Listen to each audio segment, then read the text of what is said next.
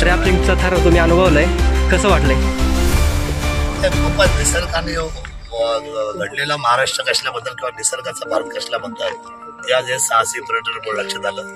तहसीलदार साहेबांनी खरं तर हिमाचलच्या व्हॅलीमध्ये एकदा त्यांनी ट्रॅकिंग केली होती, पण आज ते म्हटलं की फार मोठ्या हल्ला मी 600 फुटाचा लांबचा गाठलेला आहे. खरं तर हे फार मोठं म्हणजे आयुष्यातलं एक वेगळा अनुभव आपल्या सर्वांच्या वाट्याला येतोय आणि हा सगळा अनुभव प्रत्येकाने घेतला पाहिजे.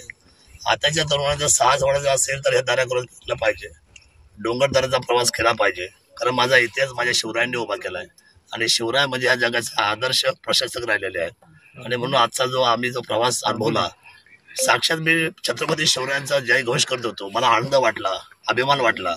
शिवराय कशा पद्धतीने मावळ्यांना त्यांनी घडवलं आणि कशा पद्धतीने आज दिल्लीच्या तख्ताला त्यांनी हलवलं आणि अटकेपर्यंत हा स्वराज्याचा ध्वज ते घेऊन गेले.